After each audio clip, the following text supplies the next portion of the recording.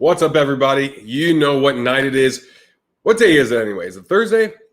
Thursday night, off-centered with Dustin, the personal finance dad, and we are going on an hour early because of the Bucks and the Suns game going on in an hour's time. And, of course, I'm a bit frazzled because of it, so I got my gigantic green smoothie. This is what I have every single day to break my fast. So I just had a couple grapefruits. This is what's next. It's about 60 ounces. So you guys can guess the over-under on when I will be hitting the restroom. I got my custom mug right here, custom mason jar. So I'll be slurping on this. But I will not be grazing, unlike our guest, Dustin, personal grazing cow, collecting Dustin, old as Dustin. So we got a lot of things to cover tonight. The $5.9 million acquisition of the Steph Curry card by Alt. We have Goldin Auctions, who is now partnering with Barstool Media, which would be pretty interesting to see how that goes and what's going on in the market. Plus, we got NBA playoffs. We got NHL playoffs just ending with my Stanley Cup winning Lightning taking it again. So you guys know the drill. Welcome back. Now let's get to work. Dustin, what's up? What's up, man? Oh, yeah, I forgot. Hold on. Intro never end. Oh, yep, there we go. Forgot. I got cupcakes too. So that's why I'm having the smoothie now. I got my cupcakes. Shout out to Trader Joe's for amazing store-bought vegan cupcakes. All right, there you go. Is Trader Joe's the sponsor of the video? I would love for Trader Joe's to be the sponsor. Let's not look at your chest or your stomach. That's my Married with Children shirt. Oh, nice. I never saw that show. You never saw Married with Children? No, it was one of those 90s shows I just never got into. Let's say hi to a couple people here. That explains a lot. You know what? That's why Dustin's here, because I don't have any 50s vintage baseball, but that's Dustin's role. Well, yeah, that's not my forte. That's what I'm delving into it. I'm working my way into it. But yeah. Good to see you, Mike C. Yeah, Brad, I'm back on the 16-8 intermittent fasting plan. I'm not on the 72-0 fasting plan that you're on, but 16 and 8. And I'm also doing a little bit of low carb, so I'm fairly low energy right now.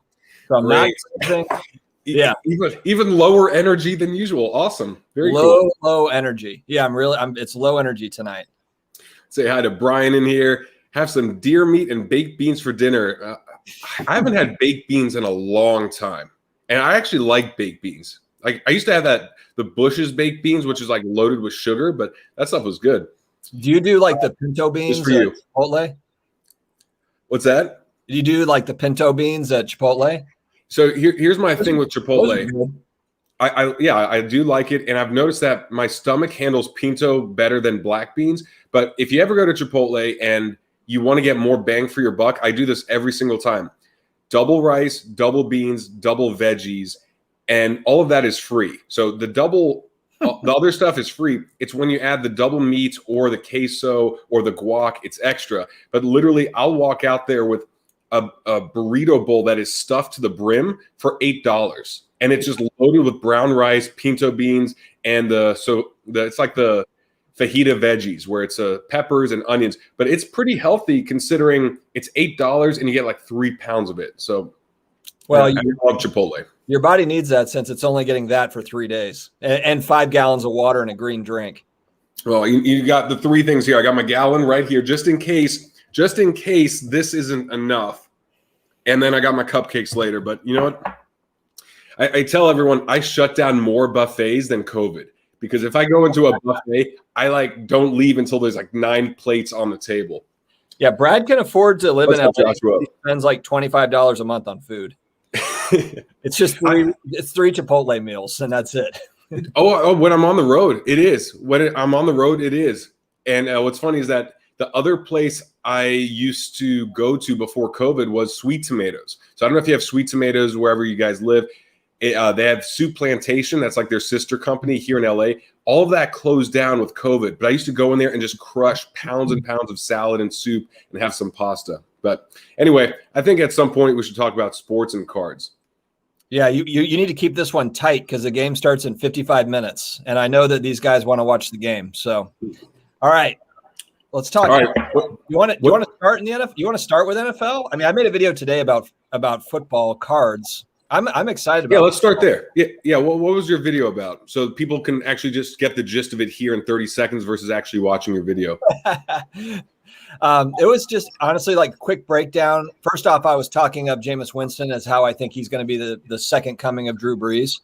And then, dude, Pat McAfee show yesterday, I think it was reporting on how Jameis Winston is throwing lasers in camp. Or not in camp, but in practice. To who? To which cornerback and to which safety? I know. No, you heard it here first, guys. Jameis Winston having a comeback player of the year. Hey, I'm rooting for him as long as the Bucs win again. But I always thought he was a nice guy. He was a good leader in terms of players liked him. He had a nice personality. He just could not throw. He could not be good with his decision making. So if he learned that from the last year, good for him. As long as the Bucs win, I'm good with that.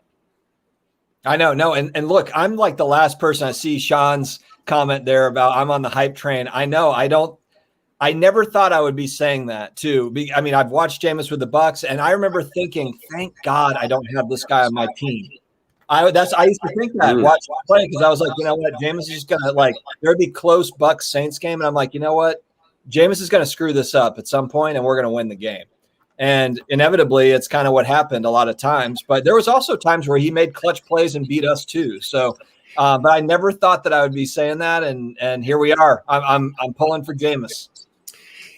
Well, you're pulling for him because he's the quarterback of your team. But that also brings up another important point, which is don't go overboard with whatever happens in training camp and even preseason. And, a lot of people will be like, oh, they're 4-0 in preseason and then 0-16 in the year. Or it's just like you can feel excited about your own players and your own teams, but I would never take that seriously. It's just like it doesn't matter until it's actually Sunday and the pads are on and it's against a different team and you don't know those players.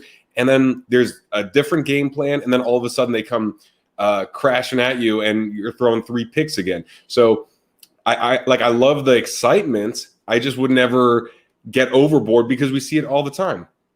Yeah, well, and also I should say too, I'm not parlaying that into Jameis Winston cards. I'm not buying any of his cards. I don't own any of his cards. So I'm excited for my team in general. But being that we're talking about cards as well, I don't want there to be any confusion. I'm not buying Jameis Winston stuff, and I don't have any.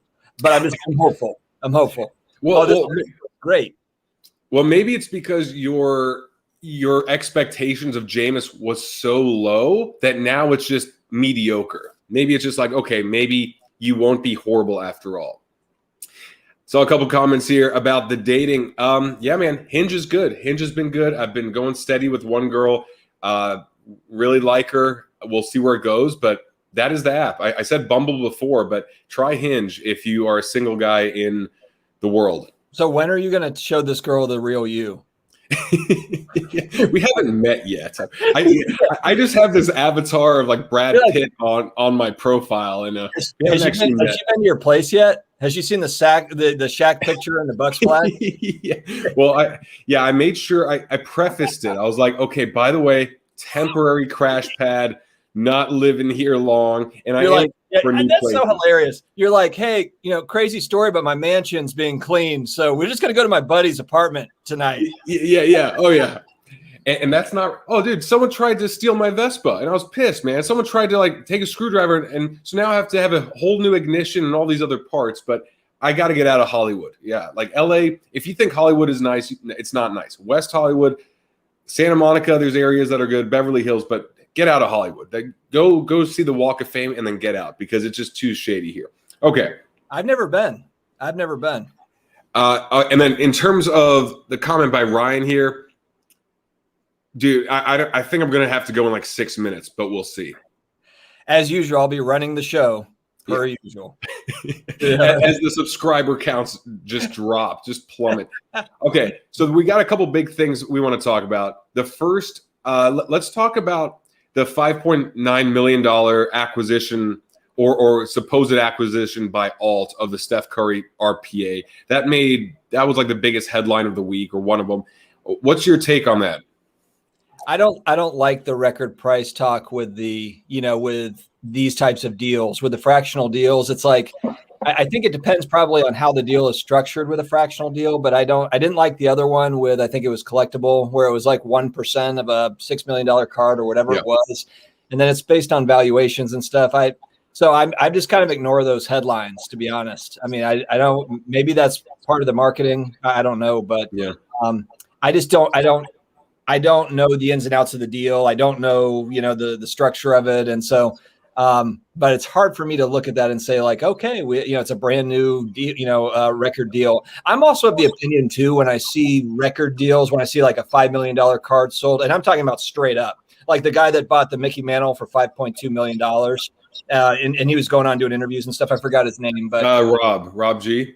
Yeah, Rob G. I'm of the opinion. I mean, I think that private sales happen all the time on $1 million cards, and they're just not necessarily out in the open, and that's, I'm speculating. I don't know that, but I just think that high-end collectors, buyers and sellers of those cards, just because it's in the news as a record sale, there could very well have been a $10 million deal that's happened that we just don't know about it, because they're, like the buyer and the seller aren't necessarily putting that out into the news. They just don't, showcase it. So I don't know. Like, I don't pay as much attention to that stuff. Yeah. And there's like a benefit of having that, maybe you overpay for the card as a company because it's fractionalized, but then that because the headline will be shared, that it will create enough buzz to maybe counter how much you overpaid or what you think. So I think there's like that benefit of, and Card Porn put out a good post on this where it's just like, we got to look at these things with an asterisk and really read the whole story and get to the bottom of it, because the headline is one thing and it draws the conclusion of, oh, okay, this is similar to buying the card outright like this, but it's not really the case. So we can't really compare apples to oranges here. I just like the idea of the high-end market. What I'm thinking is this: you have the high-end stuff, it's still selling. Whatever the actual valuation is, that is still being bought up by companies and individuals, and that's still in this other tier. And then you always hear about, all right, well, what about the trickle down, right? I mean, if that's a Steph Curry RPA, then what would a non-RPA refractor go for? Or what would this? It always begs the question, well, if this, then what about that? And where does it cut off? To the point where we're like, okay, the lower end stuff is just flooding the market. No one cares about it. And like the supply is way higher than the demand.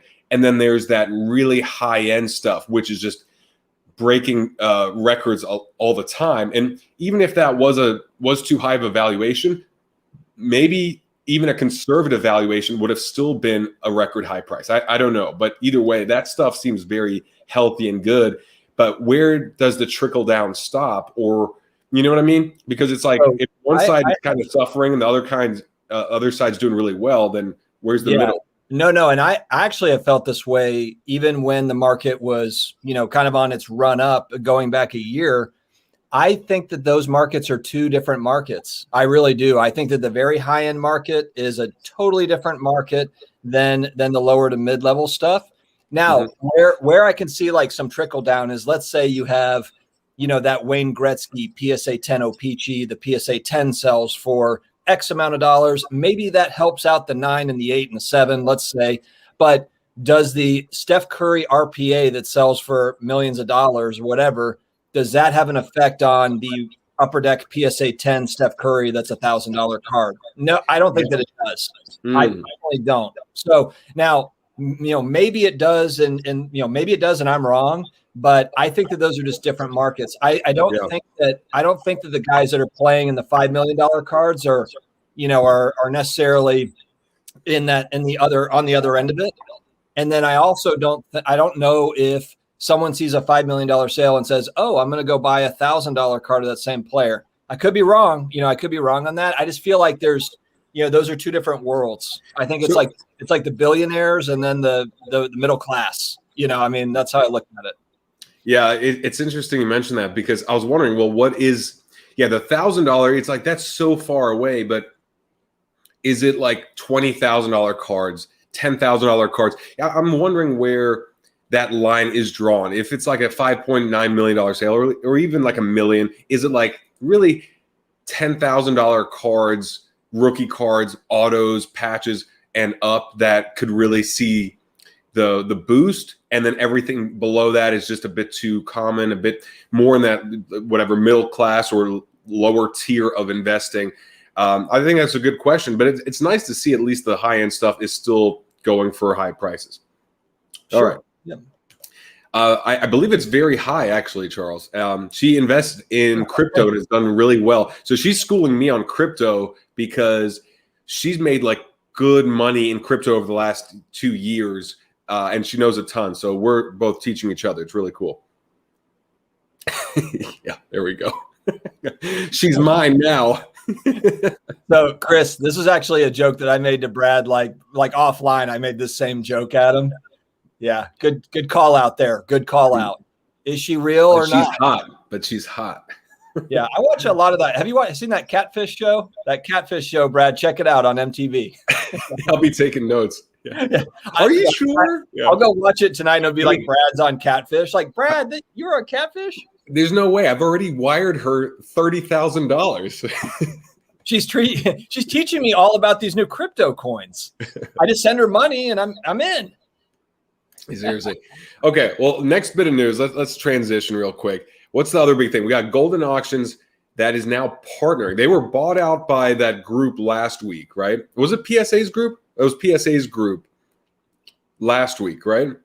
Which piece of news did you just mention? I was not listening to you. Okay. Last week, Goldin was bought by PSA, yes. Correct? Well, they were bought by the same investment group. Okay, same investment. Yes. Okay. Yeah. And then this week we have Goldin announcing that they're partnering with Barstool Media. So the pieces are getting in place where it's looking good for them because you need that media outlet, and Barstool, I guess, is obviously one of the biggest. Any thoughts there? I think it's really interesting about Barstool just because they have so many. The one thing that I guess I can appreciate the creativity. They have so many different kind of comedic bits, so many different personalities. If you really kind of, and I'm not some Barstool expert, but I've just noticed that they have so many different segments, so many different personalities, and it seems to be growing. They keep on like adding to their stable of, content creators that are mini content creators within that giant media brand. I don't know. I think it's kind of a big deal. I mean, I know it mentioned, so the thing that I made a video about it, but they talked about live breaks, which is like, okay, breaking is breaking. But the one thing that they did mention though, is having kind of a slew of content. Like it didn't sound like to me, like it was going to be limited to breaking. I think there's going to be, different things that they're doing and seeing how they can kind of expand on that. And I think that, again, I think that puts more eyeballs on the hobby. And I do think that although there are a lot of 20-somethings, 30-somethings that are involved in the hobby now, I still think there's a lot that are still on the sidelines because they just don't know about it. They were never into it. This could be another, I guess, entry point or a way that people learn about it and get into it. I don't know, though. I mean, we'll see. What are your thoughts on Barstool? I mean, I'm a fan of more media, like whether it's ESPN or Barstool or Fox Sports. I want more of like the person that doesn't think that they would care at all about the hobby because they have their perception or their incorrect perception on I don't really care about cards.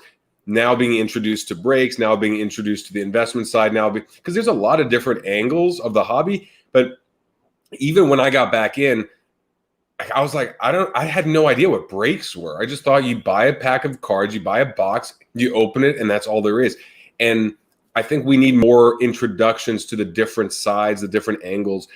And I mean, like the stuff that's pretty cool too, like with the, parents and their kids bonding and friends getting back together and a lot of that. You've got some smoothie on your lip. It's distracting. Okay. Yeah. Other side. All right. You don't have to, God, it's weird. All right. Yeah, it happens. Okay. How much time do we have left? 41 minutes. 41 more minutes. Guys, bear with us. 41 more minutes and the game starts. Okay. But in terms of the Barstool thing, we were talking about that too. I think there's going to be a lot of room for content creators like ourselves and others to hopefully have shows on Barstool or for like the media to really take off. Yeah. So I'm excited from a personal level as well. Barstool, if you happen to be watching, we're interested. We're ready to talk. Yeah. And Flip and Steve, that's cool. Just give me the $500 and I'll do it with you. Oh, that's pretty good. That's pretty good. That was one of my favorite movies too. Have you been picking up anything recently? I have not. I've been watching stuff. Let me take a look. What am I looking at here recently? I've been paying attention to Tom Brady cards because I'm always looking to add some Tom Brady stuff. You know, the problem that I'm having with Tom Brady stuff is you've got 20 years of cards, you've got a zillion numbered parallels. So even if you're not buying like base, and you could say this about anybody. I mean, you know, Tom Brady's one player. You could say it about Drew Brees, your 20-year career. There's just so many cards to choose from. And so I'm kind of like, I'm watching the stuff to see if there's any kind of like, you know, bargains that are, is there going to be a dip anywhere on that? But I think that I'm just going to have to wait till in season for a lot of football, for a lot of modern football, I should say. I'm gearing up. I want to buy, and I made a video kind of leading up to the national. I want a nice 50s baseball card or a couple of them. Yeah, no toothpaste here, guys. No toothpaste. My wife already left. My wife is at my sister-in-law's house for the next 3 weeks because of my nice. No. Okay, so Tom Brady for you, and then the one thing I was thinking about with Tom Brady's serial numbered cards, unless it's super rare, a lot of them were still just bought a couple months ago and then submitted to PSA. So even if it's like number to 149, I bet 100 of the 149 that are in great shape are still at PSA or just getting back now because see people were buying those cards from me. That's what I was buying raw, and they were buying it from me and then probably getting it shipped home and then graded. And so even that kind of stuff, I'm like, all right, well, the Bucs are hyped going into the year. I mean, maybe they disappoint. Maybe Tom Brady gets injured. Obviously, I hope not. But I'm like, again, hype is on the Chiefs, is on the Bucs, and a couple, you know, and the rookies and the younger quarterbacks. But I don't know. I think that buy in November would be the better alternative, assuming the Bucs aren't on fire, which obviously I hope they are. Well, and we've seen even if a team is on fire, a lot of times the prices still do come down in that October, November timeframe after the season starts. So I'll probably just wait. I mean, the question I've been asking myself is out of the 2 or 3, 4 million cards of PSA, which ones are less likely to go, you know, which pop reports are less likely to go up? And that's part of why I'm looking at 50s baseball stuff, you know, because it's like I've got some protection, now granted, there's 50s baseball stuff there, I'm sure, but I just don't think there's as much as some of the other stuff. Yeah, and it's a great point because honestly, that's one of my biggest concerns right now is we know millions of cards are there and coming back, but what are the actual cards that we have to worry about? Because a lot of it is like second-year LeBrons or third-year Tom Brady's or whatever, and then lower-end rookie cards, of course, but how many are that higher end stuff? And I want to show this Bowman Chrome Tom Brady card because this was actually a card that I saw that I kind of liked the chart on. I kind of liked where it was at. And I thought, you know what? I don't know how much lower this will go just because it is Tom Brady and it's a good looking card. So let me share this real quick. And I have this coming up in my newsletter as well. This was one card that I just thought, all things considered, I don't think it's going to go up too much in pop, especially in the higher grades, maybe the lower grades for sure. But this is a Tom Brady Bowman Chrome PSA 9. So the pop is 1687. I don't know if that'll reach 2000. I don't know. I have no clue. But it reached a low of $4,050, which is still a lot of money and out of most of our budgets. And then I don't know why it went up to 5,500, if that was just purely legit and there was a bidding war or not. The last one was 4625. But, you know, even though it's way higher than last August, it's still one of those cards where you go, you know, maybe this does enter the investor and collector and fractional type of realm because some of his other rookie cards are dreadful. Like some of them just look so bad. And this is actually a very good looking Tom Brady rookie card. Probably the best looking one. This is a card that I want to own. I want to own both, like the paper and the chrome. It's just that the prices have been so out of my range. But here's my thing too, and it's like, and this is what I think about with that card. So like you have how many did you say, like 1,600 on the pop right now, roughly? Yeah, 1687. So there's 1,600, 1,700 roughly. Maybe there's not, 10,000 of them at PSA that are going to come back in a 9. But even if there's double that, like let's say PSA gets through their backlog and now it's 3,200, unless there's that demand to meet it there at that $4,000 price tag, then that's going to be less expensive if they hit the market. It depends on how they hit the market. A lot of it is timing it too. Actually, what kind of taught me this is the Michael Jordan 86 Fleer PSA 10 rookie. And I was listening to guys like Ken Goldin and some of the auction guys talking about, why do these prices vary? And a lot of it is because you have 8 of them that hit the market at the same time, or you've got 5 that are on eBay at the same time, let's just say. And then they're all ending about the same time, in a few days span.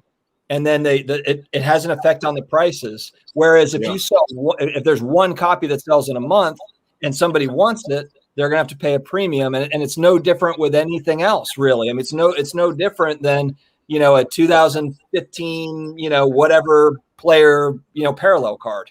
It just depends on that supply and demand piece. So that's where that's a card I want, but I'll wait to get it. I'll just wait for it. Yeah. Now, I want to see what that backlog looks like.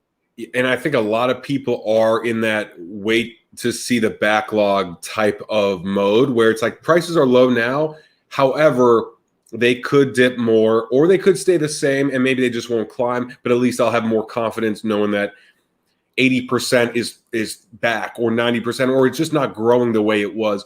And there's one Instagram account to follow, GemRate. I want to make sure it's correct. I'll show it up here. So I spoke to this guy, Ryan, over at GemRate, and I want to have him on because he is studying all this. So let me pull up his Instagram. I think you guys would find a lot of value in it. He is studying the growth rate of the pop reports. So hold on one second. Let me shout out his IG. Is that showing? Yeah, I can see it. GemRate. Okay. Yeah, GemRate. So GemRate. And so if you take a look here, he's showing all of the cards that he's following and the percentage of grades by month. So this is June 2021, the Jordan Fleer, and there's only 1 in a 9, 1 in a 10, several in 7s and 8s. And I think that's really important because what I anticipate, and this isn't like breaking news or this isn't like like genius thought right here. It's a lot of the older cards should be getting these lower grades if they're that old for one, and then if they were still worth something prior to 2020. So that's why even the Kobe Bryant rookies that are in 7s, 8s, 9s, I don't really want to touch just because I believe those pop reports will grow a lot quicker and a lot more than the PSA 10s. So just check out his Instagram. I want to have him on at some point, but really important stuff because we don't want to have the card right and the player right, but then all of a sudden we just didn't have the supply right. And I think the next video I'm actually working on supply because this is such a unique hobby where we have the supply of the card. We have the supply of the card in a particular grade, both of which are unknown. And then we have the supply of listings on the platform. So we literally have 3 levels of supply, not even talking about the demand side, which is who wants the card. Is it a collector? Is it an investor? Is it time of the year? Is it time of the month? Is money available? All that kind of stuff.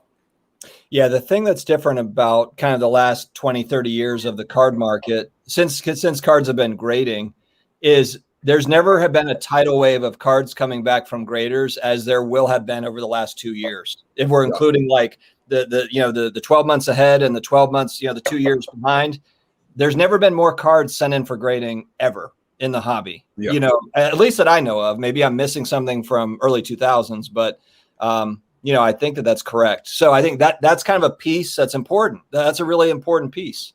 Yeah. Well, I mean, I think that's the whole point is just with that coming back, we got to be careful to get the cards, at least have an idea of what is going to come back and what should be pretty rounded out. And I mean, you'd think Jordan PSA 10 rookie cards should be pretty much all in the system. Maybe there's a couple out there, but here we go. What do we got, Troy? Brad? Hey, shout out to Troy, man. He's trumpet. Yeah, he's always here. Thanks for there. It is. Well, you got your comment shown in front of everyone. Pistachio juice actually sounds quite good, like almond milk, but pistachio milk, that'd be good. Pistachios are a fave of mine. If I'm going to graze on something, it's going to be pistachios. Oh, yeah. Yeah, well, we need that sponsor, so pistachios, listen up. Yeah. There was a question about the national and football card prices. Do you think they'll spike before the national, at the national, after the national, or not at all? Is there any sort of correlation you see with the national and football card prices? And I'd imagine that would be the only sport that would see some real growth, considering the timing of hockey and basketball, and then baseball, probably not. Yeah, I mean, well, the big question mark is, August is typically a great modern football selling month, and everybody kind of knows that. Everyone's excited for the upcoming season, and so that will be something to watch, at the national. Is there a lot of buying and selling, trading of football, or is it kind of like everybody is trying to do that, and there's a lot of supply? There's honestly, when we were in Dallas, I think I told you, I'd never seen, well, you saw it. I'd never seen more Justin Herbert cards in my entire life. There were so many Justin Herberts there, so many. And I can't imagine like the national being like 10 times as big as Dallas. There's going to be some serious football cards. I'm actually more excited going to the national and seeing kind of the museum of cards, just like a lot of cards that we probably don't see every day that don't make it on eBay or wherever. I'm excited about that part too, to seeing like, wow, look at the unique stuff that's here. Yeah. Well, it's like last show. Another one. It keeps catching your beard. I mean, and that's why I'm put on this view, so it's so far back. You shouldn't be able to see anything. That's my beard. Are you sure it's not just my beard? Out from your face. It's just grabbing on your face like an alien. All right, I need one of those straws. I need a straw. Okay, I don't see it. Good luck to your Leafs next year. Team Motor Swim.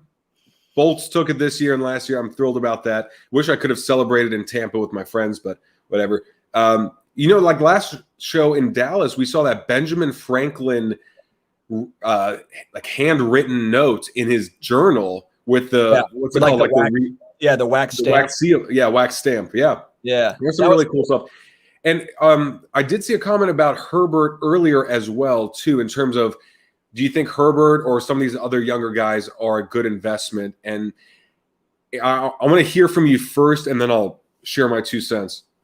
Historically, historically QBs falter. If you look at like great QBs over time, and then even great QBs over, if you're talking about long term, now short term, maybe there, obviously there's buy, sell, flip type stuff in the short run. But man, Justin Herbert, there's so much excitement around Herbert.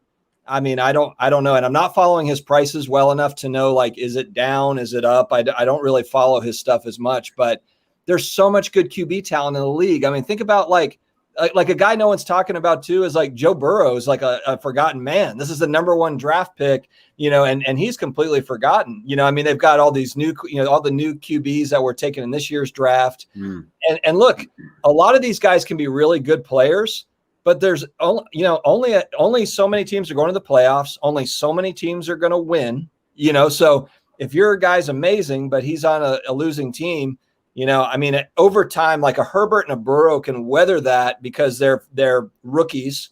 But what happens if Herbert's playing great, but he's on a losing Chargers team for 3 years? What does that do for his cards? I don't know, but I'm just saying, like, there's going to be a lot of really good QBs that just their teams don't do much. And I don't know what that means for cards, but it's something to think about.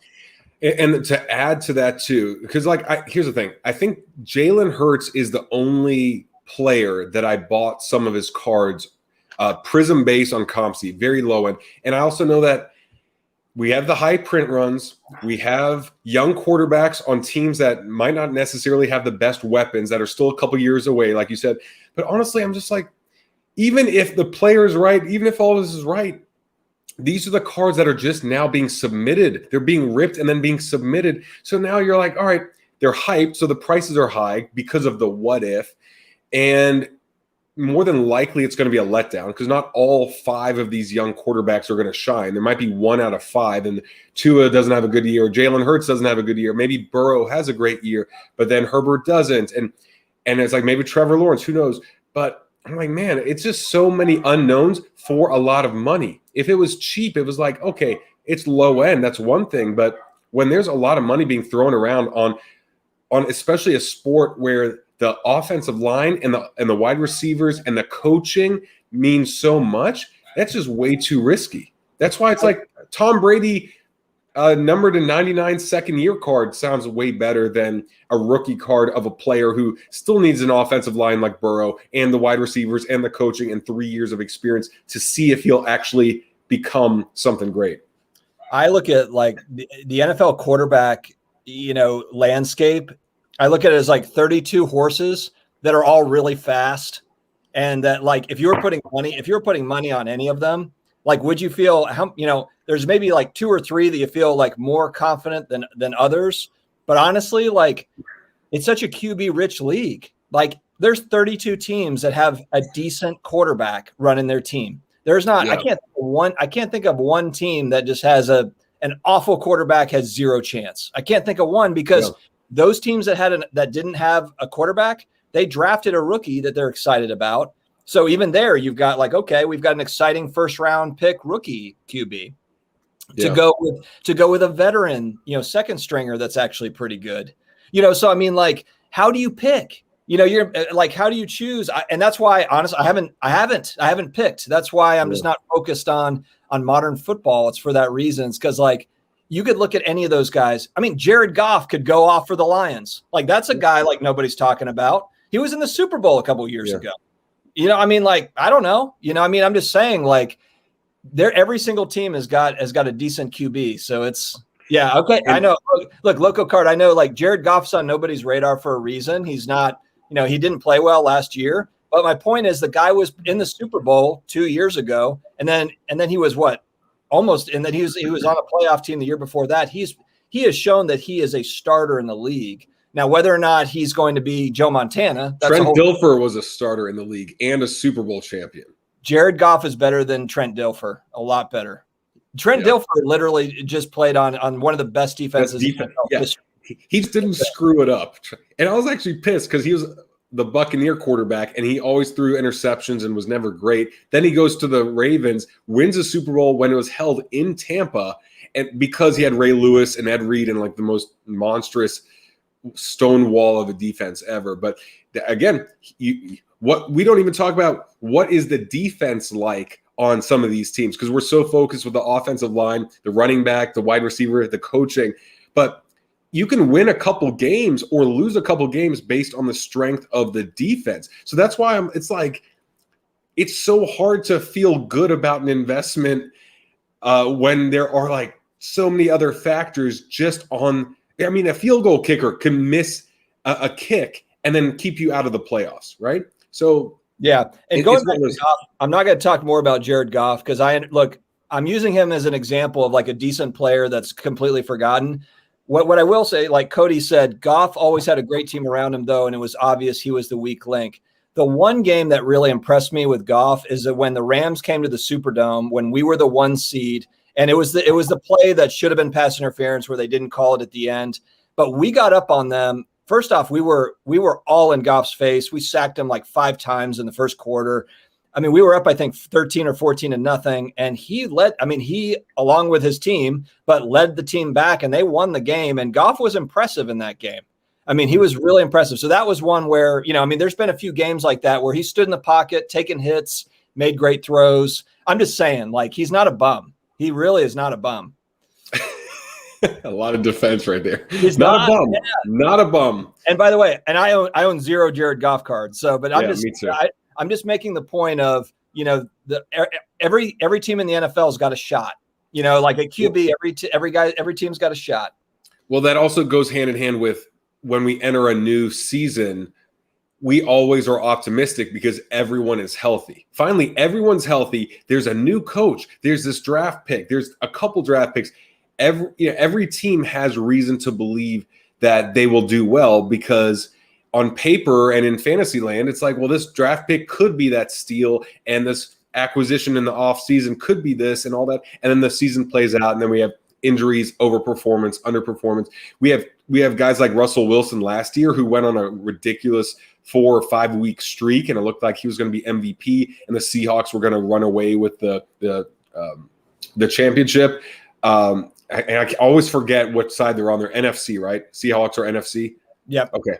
For some reason, I think because Tampa's NFC and Seahawks are like exact opposite side of the country, I always just assume they're AFC, but I know they're NFC. And it's like, well, there's an NFC NFC West and an AFC West, Brad. But What's anyway, that? I know. West You know how like NBA has Eastern Conference, Western Conference. It's confusing. Yes, I got it. Yeah. Trigger finger cut me deep right here. All NFL teams do not have good quarterbacks. Dustin, did you hear that Breeze retired? That's a tear that just rolled down my cheek, man. That's a tear. That hurt me. That hurt me a little bit. But no, I agree. The Saints are a team. Look, Jameis Winston, who knows? Taysom Hill, I don't know. We'll see what happens. Well, I have another thought too. Is like this year we have an extra game. We have a 17th game. I wonder if that would play into cards as well, like how that would affect cards, because like I think of it as a good thing. We have an extra week of trying to make the playoffs or an extra week of buzz and excitements and all that. Do you think that'll have any impacts, like substantial impacts on cards? I don't know about cards, but stats wise, like long-term stats, when you're talking about QB passing yards and stuff like that. I mean, Tom Brady's still playing. So, I mean, he's also extending his lead with all that stuff. So I know a lot of people have said like Patrick Mahomes is going to win all he's going to have all the records because of that extra that extra game over time. And maybe that's true. But I mean, if Tom Brady plays a 25-year career, which he might, I mean, there might not be there might not be a player that ever does that again. Well, especially because even though he's been injured in the past, he's never had a career-threatening injury, and he takes care of his body so well that I could see him play as long as he has a stacked offensive line, stacked wide receivers, everything. I just don't think he would ever want to play on a team that's rebuilding or even below the caliber of we could get to the Super Bowl. But something else I thought about is we have records that could be broken on the offensive side, but maybe there's going to be a player, a Khalil Mack or Aaron Donald, that because of that extra game, they could really threaten to break the most sacks in a season or interceptions in a season if they get off to a hot start. And maybe we see a couple defensive stars getting some love on the card side because now they might be threatening to have landmark years. I hope they don't mess with it too much to where like a touchdown, is like, I don't know, they mess with it to where it's like really easy to get touchdowns or something, or, yeah. You guys, Jameis, I want to come back to these lives in like 6 months, and I'm just going to be beaming. I'm just going to be beaming with pride, or I'm going to be not beaming. So we'll see. Okay. Well, I mean, look, we could talk about football for a while. I love football. That's my favorite sport. Basketball, though. We got the finals coming up in about 20 minutes. Any thoughts on the finals you're seeing here with the Suns and the Bucks? I'm excited it's going to be a new winner. Whether it's the Bucks or it's the Suns, I'm excited for that. And look, I'm a Saints fan, so I'm always rooting for those underdog teams if I don't care. So for me, I don't have a horse in the race really with these two teams. I like the Suns because I like kind of their young swagger. Yeah. I like the team. I don't know. I like that team. But I also like Giannis too. I like Giannis and the Bucks. I like those guys. So I think this is kind of a win-win. I know one of my viewers, he's also in here, Brian Sherland, I think. He always, no matter what my video is about, there he is, Brian Sherland. He always comments, "Go Suns," something or another. I think that's really cool. Brian, I'm hoping for you. I hope that the Suns win for you. But I'm happy just to see. There's not as much parity in the NBA as there is in like the NFL. To where like different teams do win. In the NBA, it's like stars win, and that's kind of how it goes. So it's really refreshing to me. And I understand like Lakers fans aren't going to be happy with that, but for me, I think it's good for the sport. I think it's good for basketball to have some of these other teams get in there and win. Yeah, and I mean, look, I'm an Orlando Magic fan, which is a very tough franchise to be a fan of.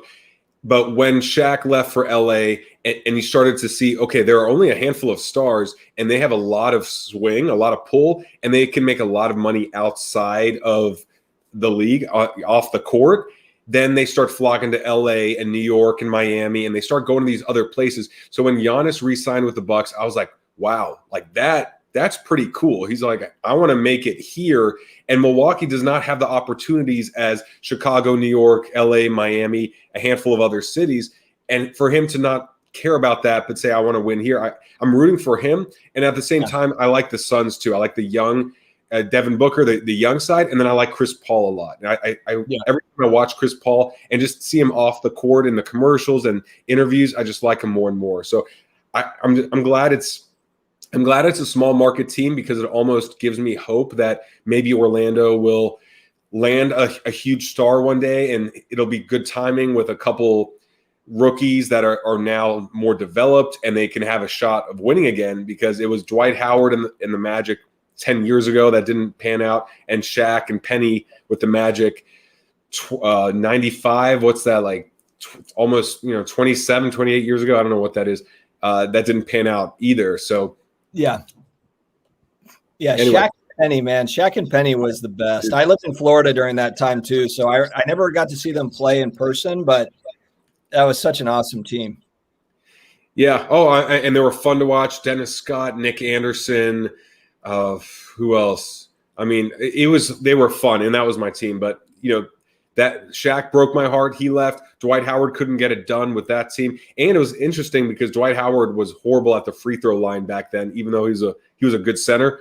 And now we're seeing Giannis at the free throw line struggle and take forever. We saw Luka horrible at the free throw line, and we just got this really strange end of the season with lots of injuries and a lot of missed free throws, and I don't know how to make sense of that, of the free throws at least. Yeah, and while I certainly respect the talent of like a Kevin Durant and a LeBron James, I'm not fans of them really, or of their teams. So if you're not a fan of those guys, or Kyrie Irving or James Harden or any of these guys that have been around, it's like then you're kind of excited for the young talent to make their move and to make the kind of it's time for the young talent to take over the league. It's like that next LeBron is getting up there in age to where it's now time for that next round, that next generation of players. Yeah, absolutely. And LeBron's not he's popular, but he's also very hated too. Like a lot of people don't like him. I'm not a big fan of LeBron. Anyway, this is a good question though. We have the off season coming up very soon. Who are some of the players that you would target first, whether it's price based or just who you would anticipate, wanting to get in on now before next season? Any like top guys that you'd like? I mean, I don't speculate on a lot of the newer guys. I mean, honestly, it's probably the same 10 like young players that everybody else is watching and likes. If you're talking about like who are the rising stars in the NBA, you can throw out any of these guys, whether it be Giannis or Jason Tatum or who are some of these guys? Luka's obviously, Trae Young. These are all guys that are kind of like the up and comers. Honestly, though, I mean, if you're talking about, for me, if I'm looking at like a long-term hold, type buy, I'm going to the vintage side for it. I'm going to the vintage stuff.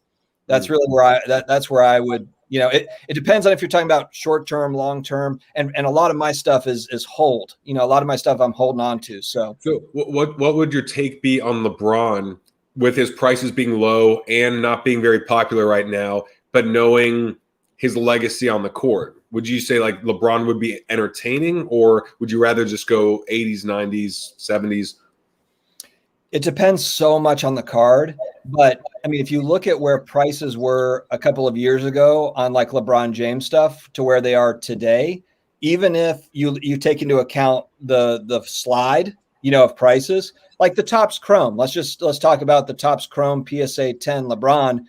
2.5 years ago, that was a $1,500 card.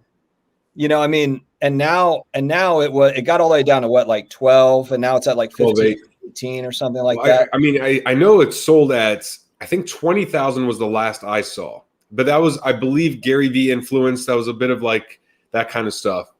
I just wouldn't touch. I mean, for me personally, this is just me. And granted, I don't have 20 grand I'm looking to buy one card with. But if I did have 20 grand that I was going to buy one card with, it would not be a Topps Chrome PSA 10 LeBron. I can tell you that. I mean. And that's just me though. I mean, I would probably go in a different direction just because, again, like 2 years ago, it's a $1,500 card. I think that it's just like the prices are so high. I don't know. But couldn't you make that argument with Jordan's rookie? I mean, wasn't it like 30,000? Yeah. Now it's, 300. You can make that for Jordan's rookie. Another reason why I don't know if it's a great time. I mean, for me, I'm not buying a PSA 10 Jordan anyway. But yeah, you're right. I mean, 2.5 years ago, it's a $30,000 card. Now it's what, a $250,000 card, and then it went up to $700,000. I mean, I would probably just not buy that card. I'd probably just look at something different. And then there's the scarcity element. Honestly, though, if I was going to spend that sort of money, I would spend a long time researching kind of where I'm going to place it. I'd probably actually spend, too much time researching it to where I never buy anything. But yeah, those two cards are they're not, like, for me personally, they're not scarce enough to put like that kind of money into. Yeah, I got you. It's interesting. I think there's a lot of deals. I mean, it's all based on what will happen. I think right now it's just kind of like a buyer's market in a way where, you can make a case for almost anyone. The only thing would be get clarity on how many will actually exist once PSA goes through their backlogs. And I think that's where it's like, all right, Kobe, I can make a case like Kobe. I mean, how do you go wrong with him? I saw a comment about Charles Barkley. I like Charles so much more as a commentator than a player. I'm like, he's my favorite personality. He's like, he just says it how it is. Yeah. And I think too, if, long term, I think that you can be in good shape, but I just don't know how many people are really holding long term. That would be my question, because a lot of people are like, I'm looking to buy, but like if you're looking to sell it in 6 months or a year or 2 years or 5 years, then I don't know. I mean, 5 years, I guess it's a little bit longer of a term, but if you're going to hold something for a long period of time, then the price point, obviously it matters, but you're in it. You're in it for kind of a longer term. You're good. And I think that's where it's like, look, if all things even, I'd rather go in on the Jordans, the Kobes, all that, because it's like you could have the nice little spike early or like for next season of some of these players, the Luka, the Zion. And these are guys I'm going to target myself. However, what we saw in February was, all right, 90s stuff went through the roof. Like players that retired with championships, their stuff can go up too. So if they can be just as volatile, but with the long-term security, I would take the 70s, 80s, 90s, those players and their cards, especially if it's high grades that really you think will not be moving much from PSA. It'll be like maybe up 5%, 10% in pop count, but it's not going to double and triple the way that I've seen a lot of these rookies. Like, Kyler Murray, I have a handful of his Prism PSA 10s, and I started buying in when they were around 1,400 of pop count. Now they're like 2,200. But what's scarier, I don't know if that's going to go up another 1,000. It very well may do that. And even if there's just as much money in on Kyler Murray's Prism in a couple months than there is now, it could be dispersed by a couple thousand or 1,000 more cards, so that it's like, it's one of those things where, yeah, just a lot of unknowns. Can you turn your phone off, please? Yeah. Loco Card Collector said, Dustin, paralysis by analysis. And honestly, that is my problem a lot of times is, I probably overthink and I probably miss opportunities, but I would rather just do it like that than make an impulse purchase, because I've done that too and it hasn't worked out. So I do kind of analyze. I analyze a lot for sure. Yeah, well, me too. Because look, we're also talking about a lot of money that's going in, right? We're not talking about $5 here, $10 here. A lot of these cards are worth what you'd pay on a car, like pay off a car cash. So it should be something that we analyze a lot. Yeah, if you guys have not seen Nikita Kucherov's post Stanley Cup interview, it was hilarious. He basically called out Montreal Canadian fans for celebrating like they had won the cup after winning one game a couple nights ago. But I'm surprised he said it. He's going to be booed for the rest of his life every time he goes to Montreal. But it was pretty funny. Did you see do you watch hockey at all? I saw that they won, but I don't watch hockey. No. Okay. It's pretty amazing though. They won back to back. I mean, I don't know. I mean, when's the last time that happened? And I'm not a hockey. I want to say, I know it happened with the Red Wings. I think they mentioned the Red Wings. I want to say Pittsburgh may have done it like 10 years ago or something like that. But either way, that's it. But Anyway, any final thoughts before we head off? I do have to pee, and I've held off the entire show, but I want to give you any last thoughts. Proud of you. I mean, you've had a green spot on your face the entire time, but you can't see it. I'm all the way back here. You didn't go to the restroom, so I guess we're good. No, I mean, I think, look, I'm really excited for the National. I hope that I get to see some of you guys out there. I'll probably spend 7 or 8 minutes with Brad. I'll get really annoyed or bored, and then I'll move on. So hopefully some of you guys, Ryan, I'll see you out there. Michael Ham, I don't know if you're going to the National, but there's quite a few people that are going to be out there. I'm looking forward to meet up with. So yeah, no, I mean, it's exciting times. For sure. Michael, I'm going to make it. Dude, yeah, definitely looking for the National and more conversations around that, but we'll get to that in the next couple of weeks. So guys, thanks for joining us. I'm going to crush these cupcakes after I make a little room in my belly. Dustin, thanks for coming on as usual. I wish you offered a bit more, but I always have low expectations. Oh, thanks, Daniel. Appreciate it, man. All right. Cool. Goodbye. Thanks, guys. All right. Well, see you later, Brad. Yeah.